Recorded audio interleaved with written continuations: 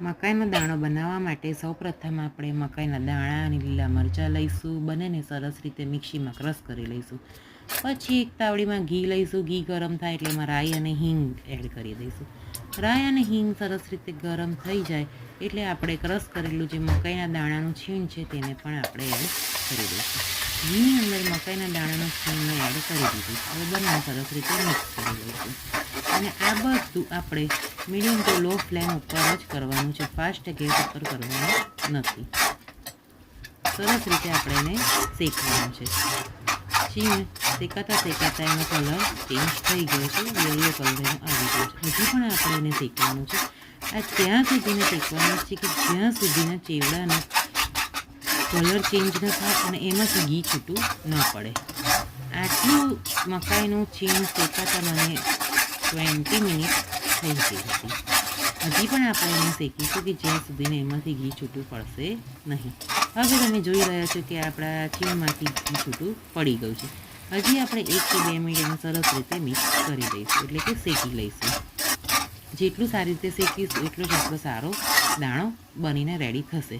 હવે એમાં મેં કાજુ અને દ્રાક્ષના ટુકડા એડ કરી દીધા છે. એને પણ આપણે સરસ રીતે મિક્સ કરી લઈશું. પછી હવે આપણે એમાં હળદર એડ કરીશું. હળદર થોડીક જ એડ કરવાની, ઓલરેડીથી યલો હોય છે.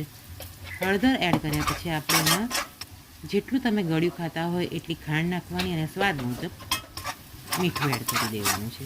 એ બંનેને સરસ રીતે આપણે મિક્સ કરી દેવાનું છે. પછી એમાં આપણે થોડોક મરી પાવડર એડ કરીશું, કારણ કે પહેલેથી જ આપણે લીલા મરચાં અંદર એડ કરેલા છે. પછી ગરમ કરેલું દૂધ એડ કરીશું. 1 કિલો મકાઈમાં મેં 500 ગ્રામ દૂધ એડ કરેલું છે. હવે દૂધ અને મકાઈનું છીણ છે એને આપણે સરસ રીતે મિક્સ કરીને કોન્સ્ટન્ટલી આપણે સ્ટર કરતા રહીશું, જેથી કરીને નીચે બેસી ન જાય. અને આ આપણે થોડીક વાર માટે ઢાંકી દઈશું, કેમ કે દૂધ ગરમ થાય એટલે એના છાંટા ઉડે, જેનાથી દાજી જવાનો ભય રહે. એટલે થોડી વાર ઢાંકીને આપણે થોડી વાર હલાવતા રહીશું. પછી ઢાંકણું લઈ લઈશું, થોડું દૂધ બળી જાય એટલે. ઢાંકણ લીધા પછી આપણે એને કોન્સ્ટન્ટ હલાવતા રહીશું.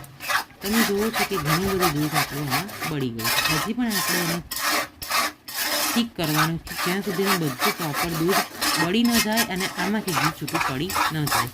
તમે જુઓ છો કે જે આપણો દાણો છે એ તાવડી છોડવા માંગે છે.